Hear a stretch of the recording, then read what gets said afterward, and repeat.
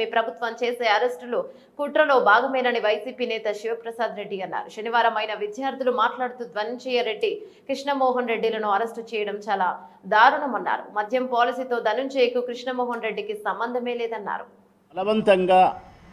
బలవంతంగా సిఐడి వాళ్ళు అదుపులోకి తీసుకొని బెదిరించి, ఒకటికి 10 సార్లు బెదిరించి, మేము చెప్పినటువంటి స్టేట్మెంట్ మీరు రికార్డ్ చేయాలని చెప్పి బలవంతంగా అతనితో వాళ్ళకు కావాల్సిన పేర్లన్నీ చెప్పించుకునే ప్రయత్నం చేసినారు. సత్యప్రసాద్ అనే ఒక చిన్న ఉద్యోగి,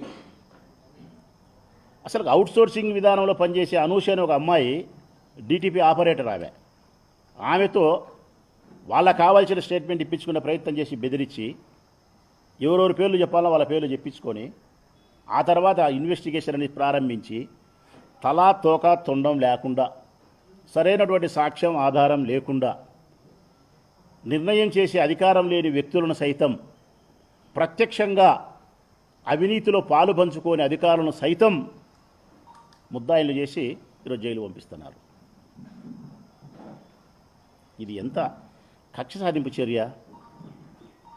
మొన్న ఏమో ఐపీఎస్లు పంపించినారు, ఇప్పుడేమో ఐఏఎస్లు పంపించినారు. ఈ విధంగా ప్రభుత్వాలు మారిన వెంటనే ఐఏఎస్లను, ఐపీఎస్లను, ఓఎస్డీలను అవినీతి ఆరోపణల్లో నెలల తరబడి రిమాండ్లకు, జైళ్లకు పంపించి మానసికంగా, శారీరకంగా హింసిస్తే ఇంకా రాబోయే భవిష్యత్ కాలంలో ఈ రాష్ట్రంలో ఎవరైనా ఐపీఎస్లు, ఐఏఎస్లు పని చేస్తారా అని అడుగుతా ఉన్నా. ఈ రాష్ట్ర అభివృద్ధి కోసం ఐఏఎస్లు, శాంతి భద్రతల కోసం ఐపీఎస్లు తీసుకోవాల్సిన నిర్ణయాలను వాళ్ళు ధైర్యంగా తీసుకోగలుగుతారా? ఇక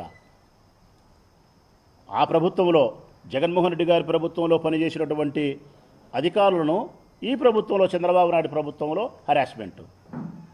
రేపొద్దున ప్రభుత్వం మారిన తర్వాత, జగన్మోహన్ రెడ్డి గారి ప్రభుత్వం వచ్చిన తర్వాత మళ్ళీ అప్పుడు ఐఏఎస్లు, ఐపీఎస్ల మీద ఆ ప్రభుత్వం కక్ష సాధింపు చర్యలకు పాల్పడితే ఈ విధంగా ఐఏఎస్లు, ఐపీఎస్లు జైలుకు పోవాల్సిందేనా?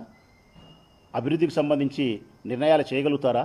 తన పెన్నుతో సంతకం ధైర్యంగా పెట్టగలుగుతారా? ఇంతకీల ఆరోపణ ఏం తెలుసునా? ఈ 3,200 కోట్ల రూపాయలు కమిషన్ రూపంలో మీరు దండుకున్నారు అని చెప్పి వాళ్ళు చేసే ఆరోపణ, సాక్ష్యం ఆధారం లేకుండా చేసిన ఆరోపణ ఏంటంటే, కొన్ని బ్రాండ్లు మాత్రమే మీరు అమ్మినారు ఈ రాష్ట్రంలో. అన్ని బ్రాండ్లు మందు అమ్మలే, కొన్ని బ్రాండ్లు మాత్రమే అమ్మినారు. మీకు నచ్చిన, మీకు కమిషన్ల రూపంలో ఎక్కువ డబ్బులు ఇచ్చిన వారి యొక్క డిస్టిలరీస్ నుంచి, ఫ్యాక్టరీల నుంచి వారు తయారు చేసిన మద్యాన్ని మాత్రమే మీరు ప్రజలకు అందుబాటులోకి తెచ్చినారు. మిగతా బ్రాండ్లు అమ్మలేదు. కాబట్టి కమిషన్ రూపంలో మీరు దండుకున్నారు అని చెప్పి వాళ్ళు చేసే అభియోగం. అసలు ఇది ఎట్లుందంటే ప్రజలారా, నాకు ఆశ్చర్యం కలిగించే అంశము. ఉదాహరణకు ఆంధ్రప్రదేశ్ గృహ నిర్మాణ శాఖ ఉంది, పేదవాళ్ళకి ఇల్లు కట్టిస్తుంది, ప్రభుత్వమే కట్టిస్తుంది. సిమెంట్ కొనుగోలు చేయాలా? పెన్నా సిమెంటో లేకుంటే ఇంకొక సిమెంటో ఏదో ఒక సిమెంట్ కొంటారు వాళ్ళు. ఈ ప్రభుత్వం పోతుంది, రేపొద్దున వేరే ప్రభుత్వం వస్తుంది. ఇన్ని లక్షల ఇల్లు కట్టడానికి ఈ పెన్నా సిమెంటే ఎందుకు కొనుగోలు చేసినావు? మిగతా సిమెంట్ ఎందుకు కొనుగోలు చేయలేవు?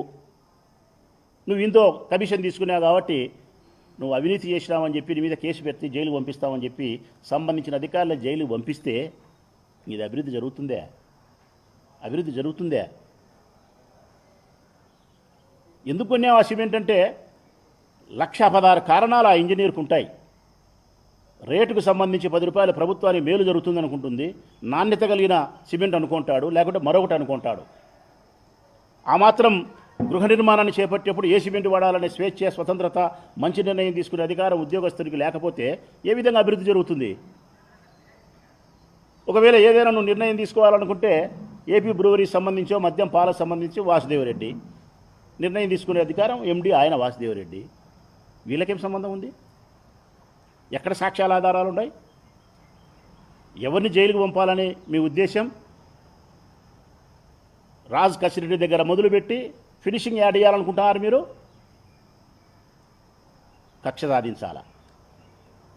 సరే, నేను అడుగుతా ఉన్నా, ఈ రాష్ట్ర ప్రభుత్వాన్ని అడిగే క్రమంలో ఈ రాష్ట్ర ప్రజలకు సవినయంగా విజ్ఞప్తి చేస్తూ ఉన్నా. స్పష్టంగా గత ప్రభుత్వంలో జరిగిన అవినీతి గురించి మాట్లాడే ఈ చంద్రబాబు నాయుడు ప్రభుత్వానికి 3,200 కోట్లు వీళ్ళు అవినీతి చేసినారని చెప్పి చంద్రబాబు నాయుడు చెప్పే సుద్దులకు నాణ్యత లోపించిన మద్యాన్ని వాళ్ళు విక్రయించినారని చెప్పే ఈ చంద్రబాబు నాయుడు ప్రభుత్వానికి ఎన్నికల కంటే ముందు చంద్రబాబు నాయుడు చెప్పిన ప్రకారం ధరలు తగ్గిస్తా, నాణ్యత కలిగిన మందును అందిస్తా అని చెప్పిన ఈ చంద్రబాబు నాయుడు ప్రభుత్వానికి సంబంధించి రాష్ట్ర ప్రజలకు కొన్ని విషయాలు చెప్పదలుచుకున్నాను నేను. ఎట్లుందంటే మద్యం పాలసీకి సంబంధించి ప్రజలారా, మద్యం పాలసీకి సంబంధించి చంద్రబాబు నాయుడు యొక్క ప్రభుత్వ విధి విధానం ఏ విధంగా ఉందంటే, ఈయన చెప్పే అవినీతి, ఈయన చెప్పే కేసులు, జైళ్ళు అన్నీ ఏ విధంగా ఉన్నాయంటే,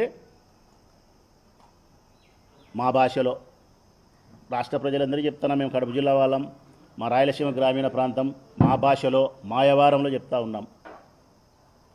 అత్త కోడలకు శుద్ధులు చెప్తుంది, అత్త కోడలకు శుద్ధులు చెప్తుంది. శుద్ధులు అంటే మా భాషలో నీతులు చెప్తుంది. ప్రజలారా, మహిళలు ఎట్లుండాలా, ఆడవాళ్ళు ఎట్లుండాలా, మన కుటుంబ గౌరవం ఇది, మన సాంప్రదాయం, భారతదేశ సాంప్రదాయం ఇది, మన సంస్కృతి ఇది, ఎంతో పవిత్రంగా ఉండాలా అని అత్త కోడలకు శుద్ధులు చెప్పి తెల్లవారదలికి పక్కింటి వద్ద పోయింది.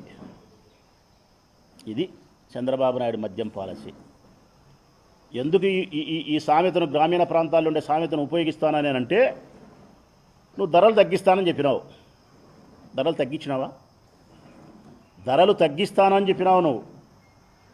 ఈ రాష్ట్రంలో ఉండే మద్యాన్ని సేవించే, ప్రతి మద్యం సేవించే సోదరుని దగ్గర నుంచి నువ్వు ఓటు రాబట్టుకునే దానికోసం ప్రయత్నం చేసి అందులో భాగంగా ధరలు తగ్గిస్తా అని చెప్పినావు.